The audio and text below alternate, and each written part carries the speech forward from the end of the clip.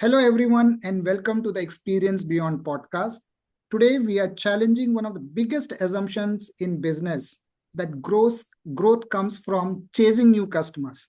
However, we know the truth is the revenue growth comes from retaining the existing customers. So, today we will be discussing a lot about acquisition versus retention. What should be the strategy? What should be the goals for an organization? So today's theme is customer retention more important than acquisition? Why most companies get it wrong?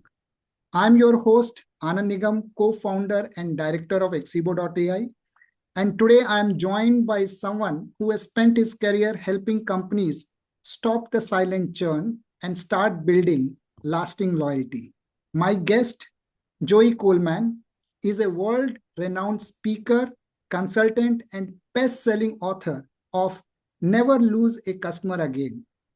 He is famous for his first 100 days methodology, which shows how the earliest moments of customer journey determine whether they will stay for years or disappear even before you realize it. Joey has advised organizations from Fortune 500 giants to fast-growing startups, blending creativity and strategy to design experiences that truly stick. His message is simple but very powerful. Retention is the ultimate growth strategy. In this episode, Joey and I unpack why companies overspend on acquisition but underinvest in retention, how NPS, CSAT, and customer feedback can be used as early warning systems for churn, and what leaders can do in their first 100 days to turn customers and employees into lifelong advocates. If you ever wondered whether your business is leaking more value than it's gaining, this conversation is for you. Let's dive in with welcoming Joey Coleman. Joey, thank you for being part of this podcast. Anything that I missed about your introduction? You have been doing amazing, phenomenal work. Please add. Oh, the only thing I would add, Anand, and I so appreciate the kind words, is that I'm thrilled to be here. I so appreciate what you've done in the space as well, and I'm excited for our conversation today. Awesome, Joey. What actually stuck to me was, and based on even my prior work, is your philosophy, your methodology about your first 100 days approach. It argues that early interactions really determine whether customers stay long term. From your experience, what are the top three signs one would use in that early window so you can design, you can detect any red flags from those early 100 days of customer journey?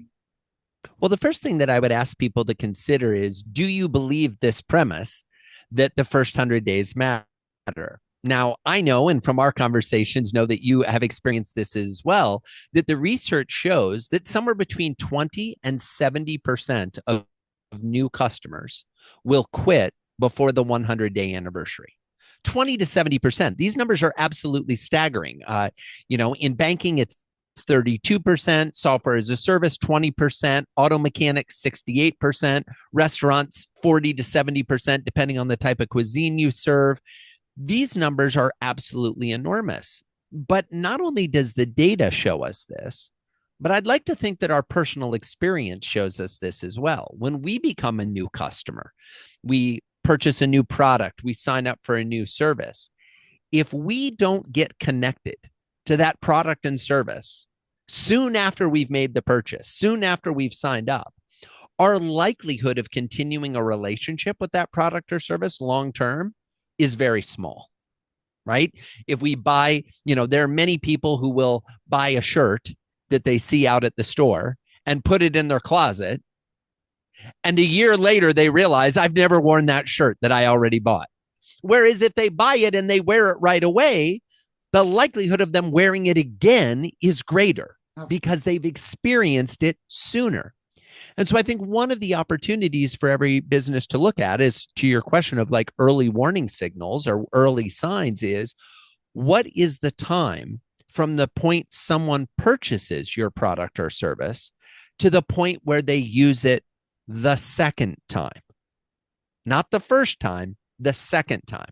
We want them to use it for the first time quickly, but we better be paying attention to when they use it the second time to see if they're starting to adopt a behavior or if it was just one use and they'll never pay attention to it again. The second thing that I would say we want to focus on is what is the level of communication we are having with this new customer post-sale. Most organizations communicate with their prospects early and often. We are emailing them, we're sending them videos, we're showing them things, we're having sales conversations, we're marketing to them. But in many organizations, once someone becomes a customer, we don't have the same frequency or depth of communication that we had with them when they were a prospect. So the second thing I would want people to look at is what types of interactions and communications are you having after the sale to continue to deepen the relationship and build the connection with this new customer. The third thing that I would say is probably important to pay attention to makes it less about the customer and more about your way of operating. When you look at your business, who is responsible for the relationship with the customer? Is it the highest paid, most powerful, most in control person in your organization? Or is it the lowest paid frontline worker who has little to no say in how the organization operates? If you tell me that you care about customers and you care about retention, but then I look at your retention department and your operations team, and I find that they are not well compensated, that they do not have a direct chain of communication with the senior leadership team, that they are not being acknowledged within the organization in a way that is commensurate with the statement, our customers come first, then I think there might be an opportunity to look internally and say, are we actually practicing what we preach, or are we not? Awesome. Oh, no, very interesting. You actually balanced it out. You talked about two such signs which are related to customer and one which is related to the company itself, internal looking as well. So awesome. So first sign is whether the customer starts using the product, when he starts using the product. Second, when he restarts or reuses the product or engages again. And the third one is internal looking, how the organization is looking at itself. So these are clear signs on how you are looking at your customer experience or onboarding process of customers, right? So next question is, often companies focus on improving satisfaction scores after a bad experience, right? But how much more powerful is it to proactively design the early customer journey so that negative experience, they don't happen at all? So based on your experience, what do you think the customers or the companies need to focus on? Well, I think many organizations use the phrase customer service and customer experience interchangeably. And I understand why they do that, but I think that's a mistake. See, I think customer service is the assistance or the advice that you provide to a customer who is using their product or service, usually in a reactive way. They say, I need help with this. We say, oh, let customer service help you. Customer experience is how the customers perceive the interactions of the entire journey, even before they've interacted with you. It is more proactive in its approach. And so I think before we even get to the conversation of, are you satisfied? We need to have the conversation about, what are you feeling generally about your experience with us? And I look at this as making deposits in the karmic bank account.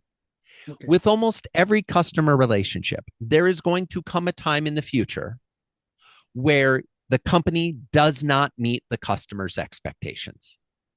I don't know what's going to cause it. I don't know if those are reasonable expectations or not. But what I know to be true, because humans are humans are humans, is that at some point in the future, the human being that is the customer will be dissatisfied or unsatisfied with the organization that they're giving their money to.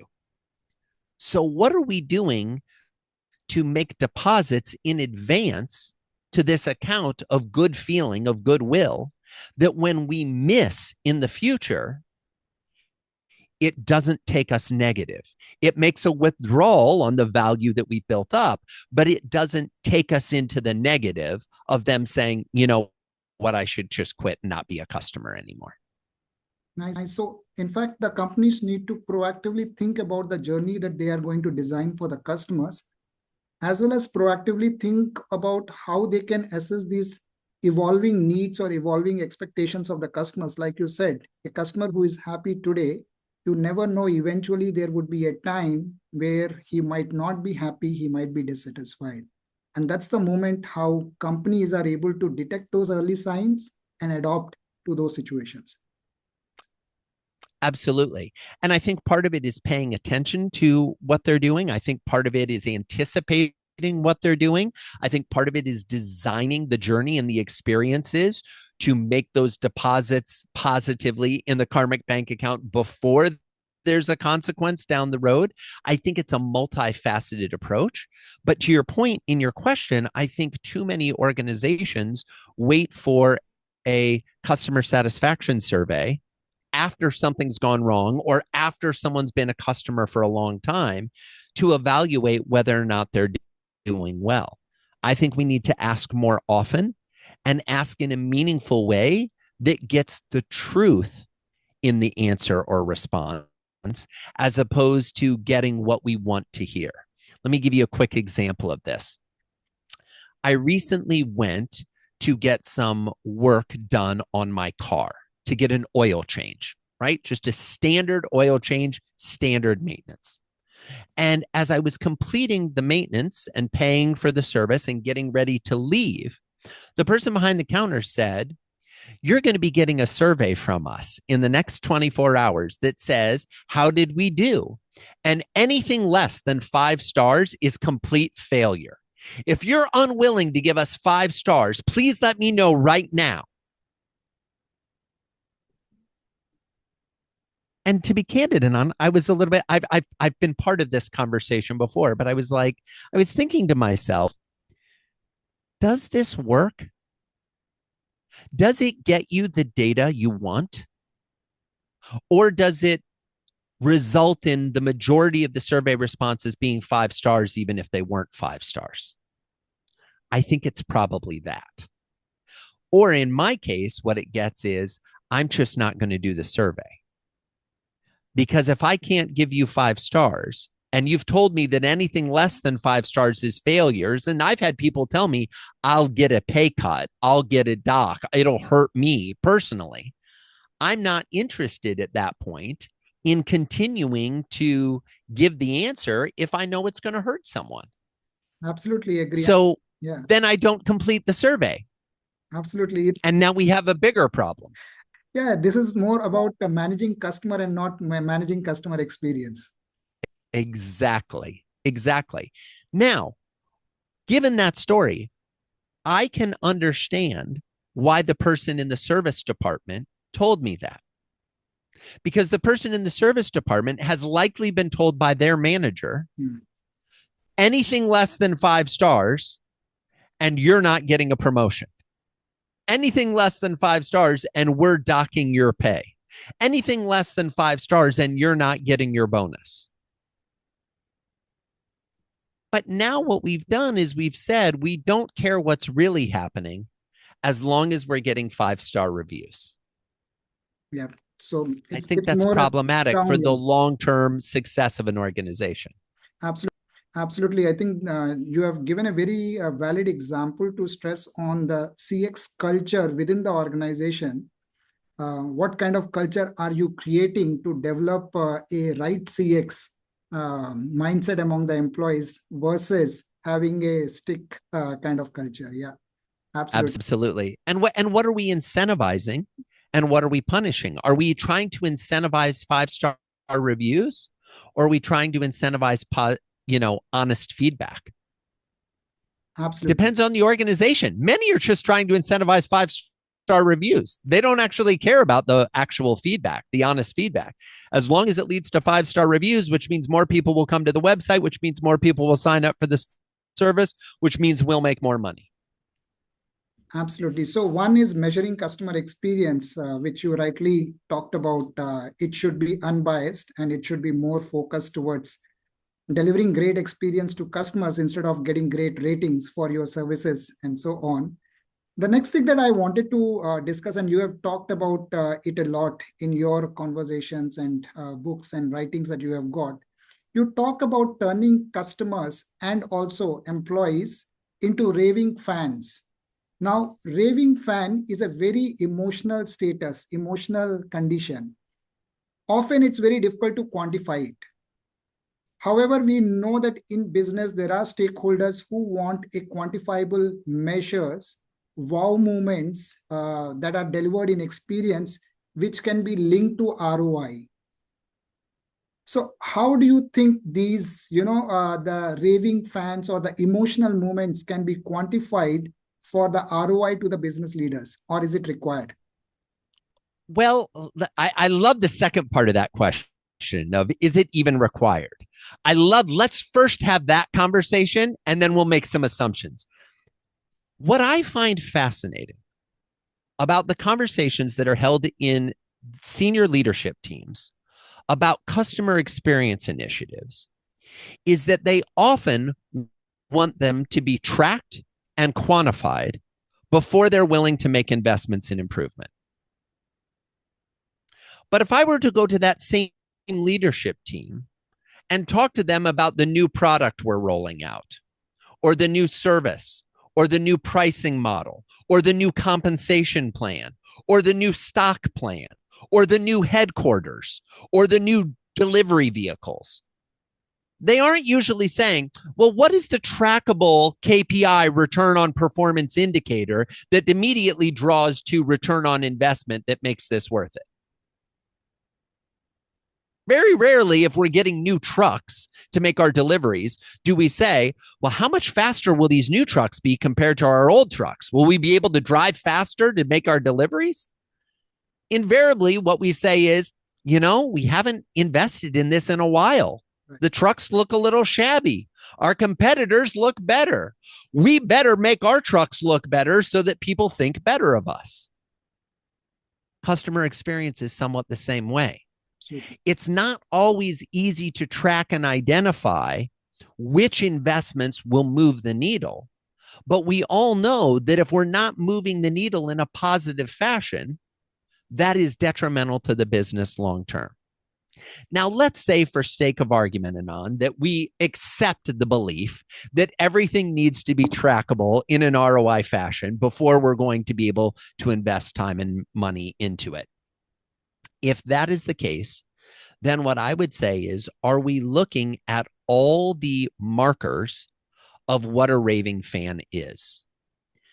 Many organizations will say raving fan equals referral. Absolutely. So if we're getting referrals, that means they're a raving fan. What I find fascinating about that definition is the modifier is raving fan, not referral fan.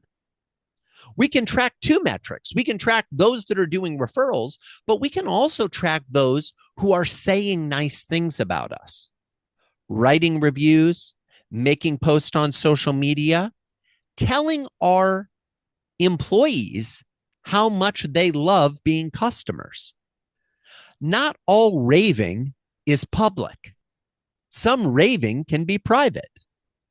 So you may have a customer, I may be a customer of yours that loves doing business with you, who is never going to make a referral, not because I don't like the service, but because I'm busy focused on my own business. I'm not focused on which of my friends or colleagues or competitors needs your service as well. I'm just focused on my business. So I'm never going to make a referral, not because I'm not happy, but because I don't have a network that it makes sense to refer you to. I may not be the kind of person who's ever going to go online and write a Google review, because I've never written a Google review and I never will write a Google review in this hypothetical. So you might look at me and say, well, Joey's not making referrals and he's not writing reviews. Therefore, he's not a raving fan. But what if I've been a customer of yours for 12 years? What if every time you roll out a new product or a service, I sign up for it? The first one, yeah. Does your team like dealing with me? When I call in and they see my caller ID, do your customer service people get excited? Ooh, I'll take the call from Joey. It's going to be a good call. He's a nice guy. We like doing business with him. When I walk into your offices, do people say, oh, Joey's here. This is going to be great. He's always fun. He's always cheerful. We're going to have good conversations and good time. All of those things I described are also indicators of me being a raving fan, but they're not tracked by referrals or testimonials. Does that mean I'm not raving? Does that mean I'm not a fan? No, it just means that the organization hasn't figured out a way to track those type of things yet. One of the things I like to do with companies I consult with, whenever I come in to consult with a company, there are a couple of rules. One of the rules is the first hour is spent with the entire organization, every employee. If they're remote, we Zoom them in or, Skype them in or get them teamed in or however we need to get them on video conference so they're in. And we go around and we get everybody on the same page, understanding the language. And then the longer we work together, one of the questions I ask is, who are your favorite customers to work with? And I just ask every employee, who's your favorite customer? And then I get those names. And then I go look at the profitability and the long-term retention of those clients. And as a general rule, they are more profitable and stay around longer than the average client. But if you're not tracking that metric, you would never know that. You would never know this is the relationship to continue to invest in. Absolutely. So there is a lot more tracking that the organization needs to do to actually identify these silent raving fans who might not be overtly recommending you or leaving reviews and all, but silently actually helping your business or your revenues to grow by continuing to invest in your business. Absolutely. Awesome. Joey, just a quick break because we just finished 30 minutes of our call.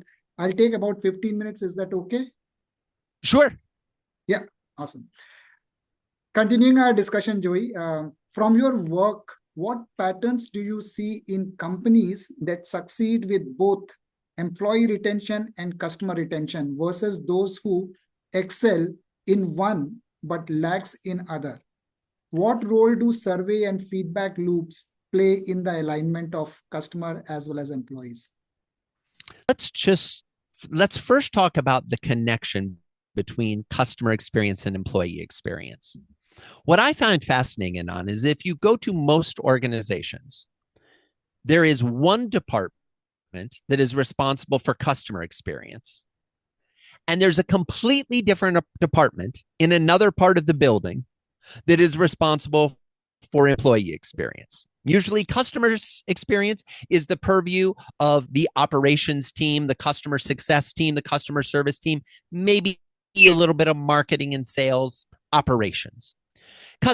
Employee experience sits over in the human resources or HR department, depending on what part of the world you're from, the people department.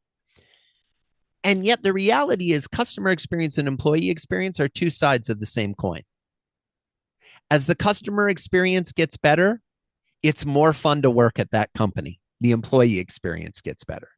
As the employee experience goes down and employees hate going to work, customers start to hate doing business with the company. So they are connected and correlated to each other. And yet most organizations haven't made that connection in terms of their internal structures and operations. You mentioned earlier this idea of what is your customer experience philosophy or what is your ethos in your organization? What is the spirit around customer experience? I would extend it even further to say, what is your experience philosophy that relates to both customer experience and employee experience?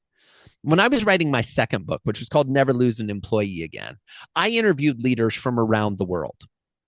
And there was a common refrain from the business leaders. And the business leaders would regularly say to me, Joey, I wish my people my employees cared as much about the business as I do. After a while, I realized that the employees wished their employer cared as much about them as they did about the business.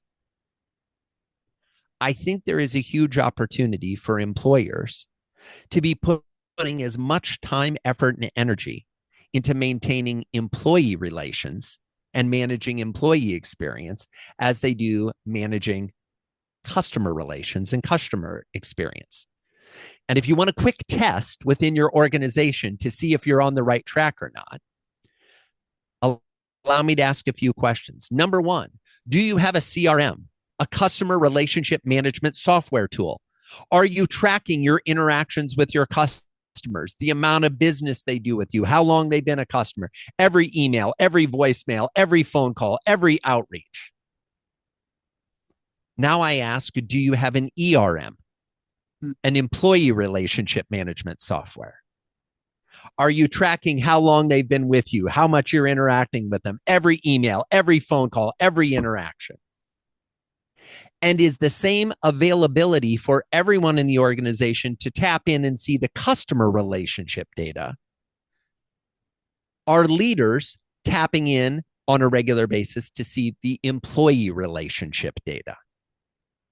In most organizations on planet Earth, the answer is no, they aren't. They don't have an ERM. They're not paying attention to this. Maybe the human resources department or the people department is tracking some of this, but at least here in the United States where I live, human resources has become more about compliance and less about culture. It's become more about, have you filled out the right paperwork? Have you opted into the plans? Do we have signed signatures from you? Have we seen your ID? Then do you like being an employee? Do you like coming to work? Are you excited about where you are in the future that your career is taking you? That's the difference between focusing on compliance and focusing on culture. Culture propels an organization forward. Now, compliance is important, don't get me wrong.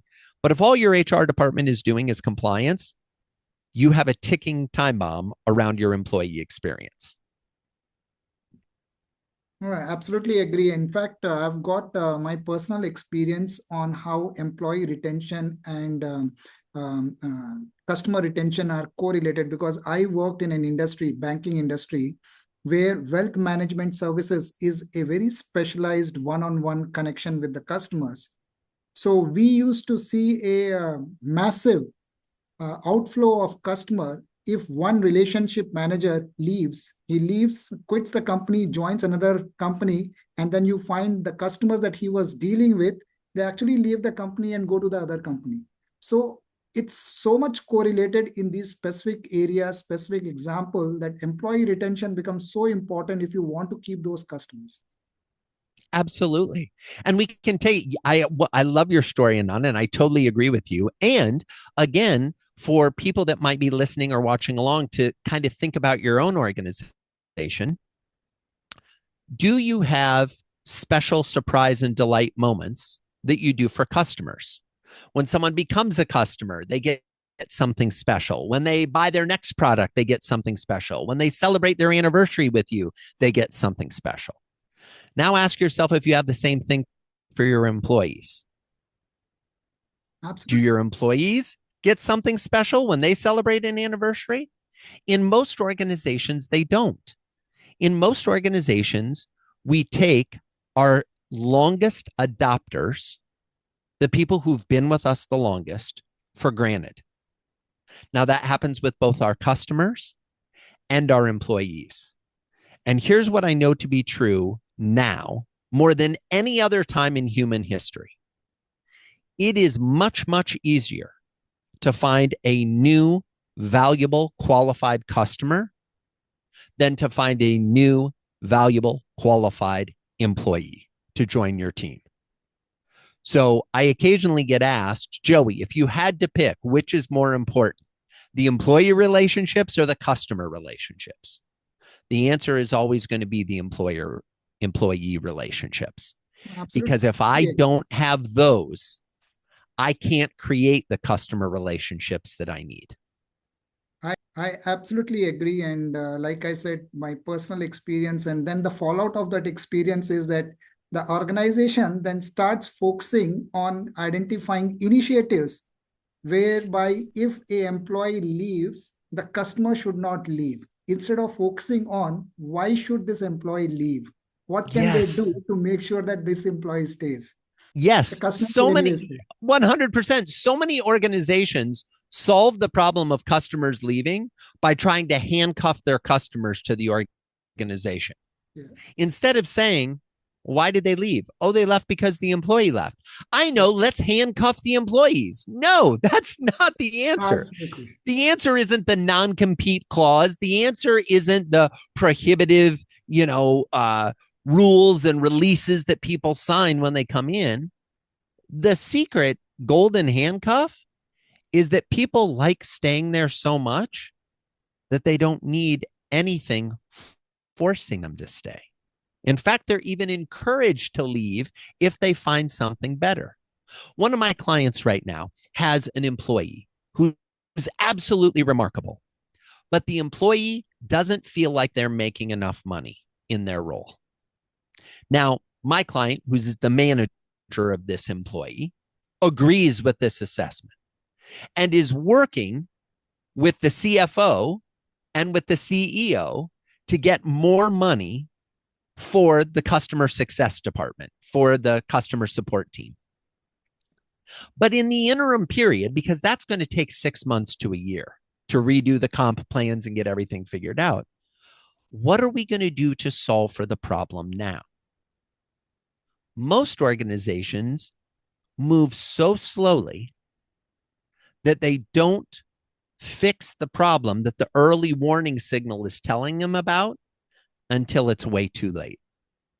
This is why I'm a big fan of having tripwires and signals throughout your entire organization that when an alarm goes off, that an employee or a customer is exhibiting a behavior that might mean that they're thinking about leaving, that we bring attention and focus and effort to try to make the relationship better, to try to solve for the thing that's bothering them.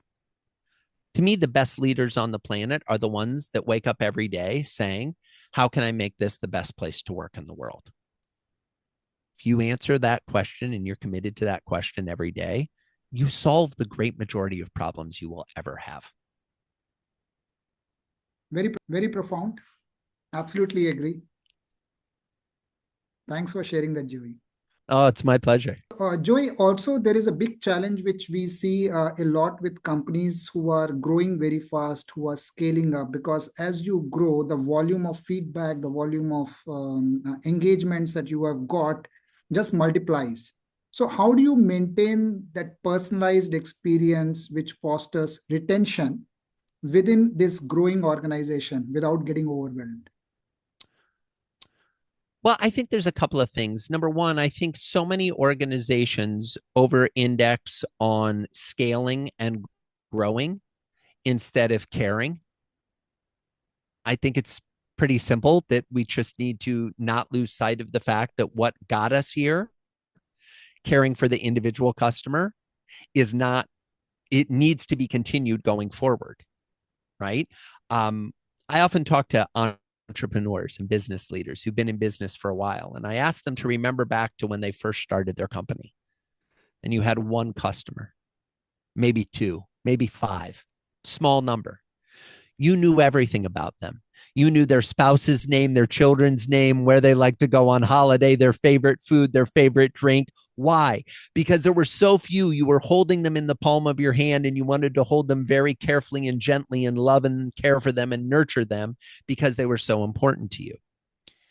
When organizations reach a certain scale, we don't even know who the majority of the customers are by name, let alone their spouse's name, their children's name, their favorite drink, their favorite hobby, all of these things.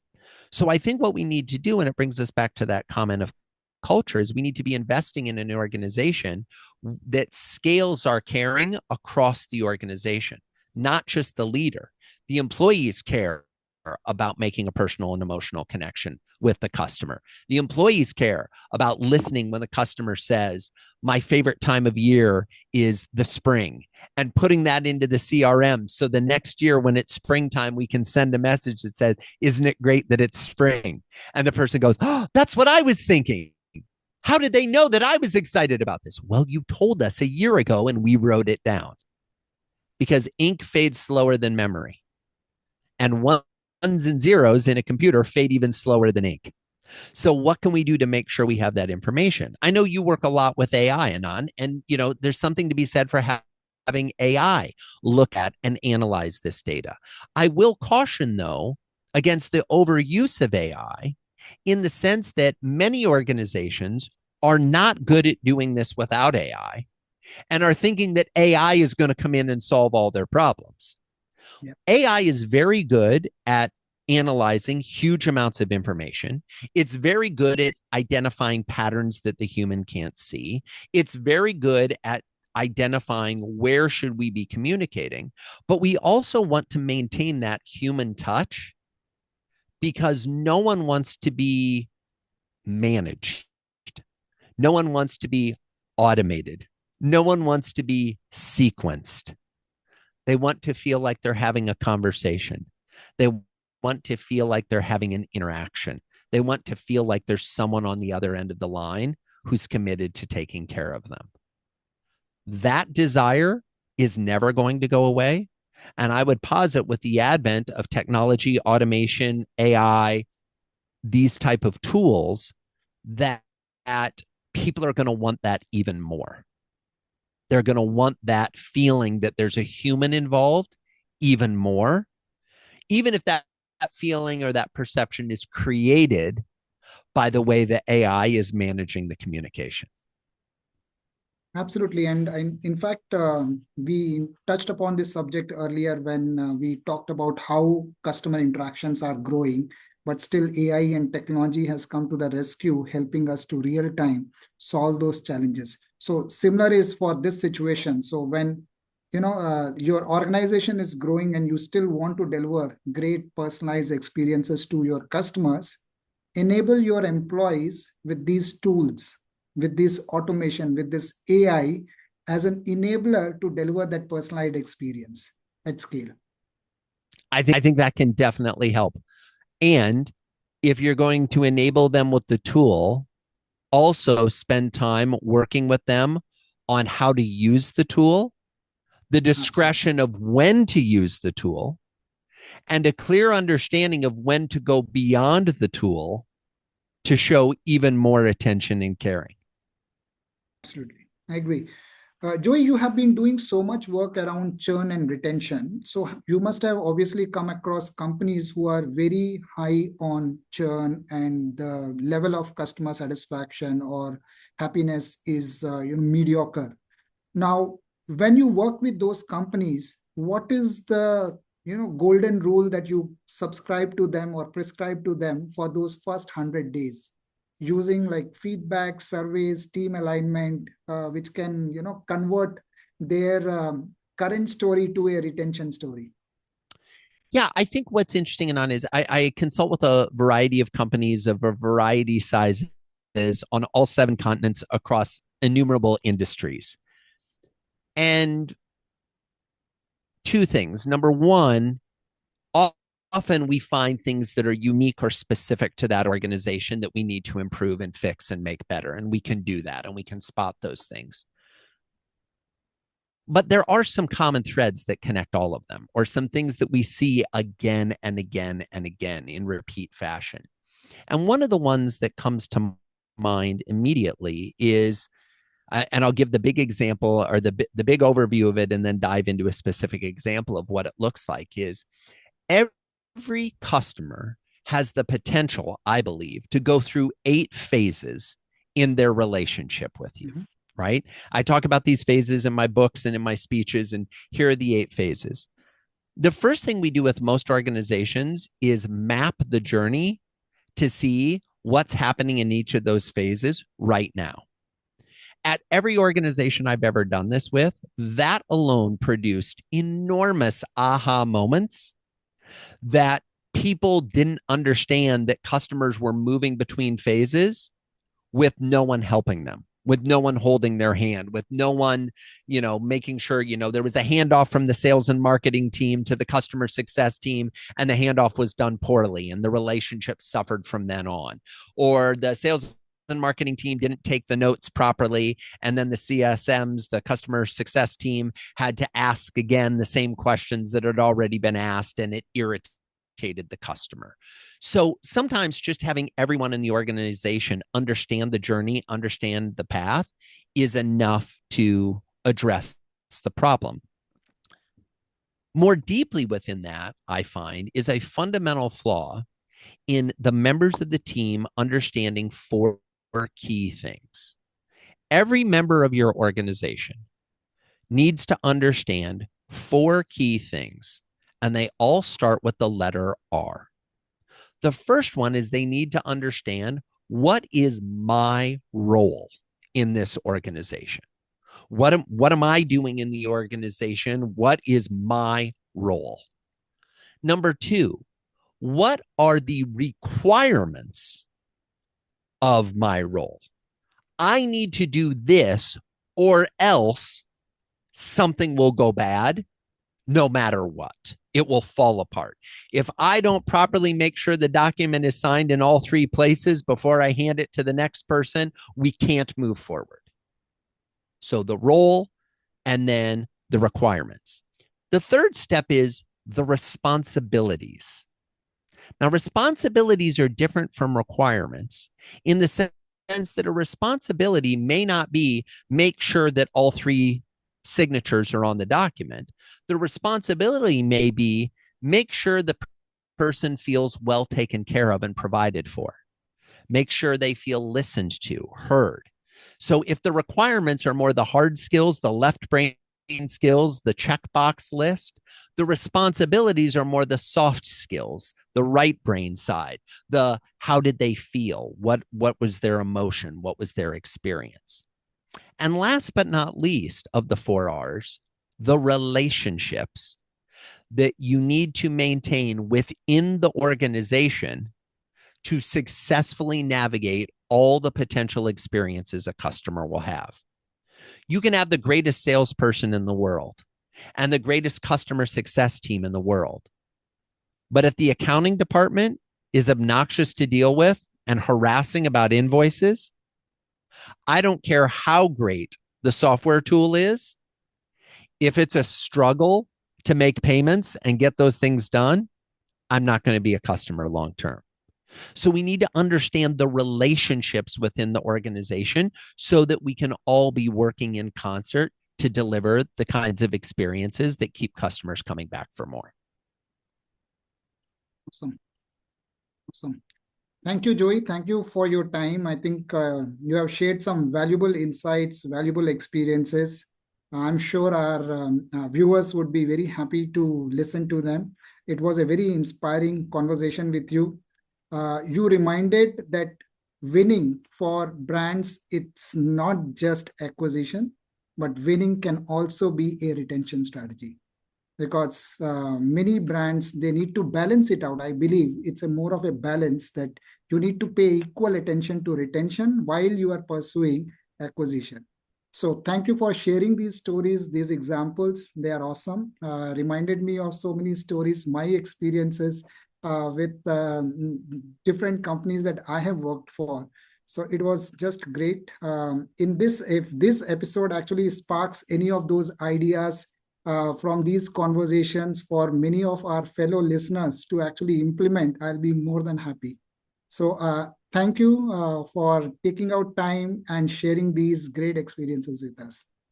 Oh, it's my pleasure, Anand. Thank you so much for having me on the show. Thanks to everybody who listened in. And I wish all of you the best as you go out and create the kind of remarkable experiences that will keep your team members engaged and keep your customers coming back for more. Thank you. And as I sign off from this Xperience Beyond podcast, I'm sure we have got some great nuggets and experiences and stories in this podcast for people to learn from and implement. Until next time, thank you so much.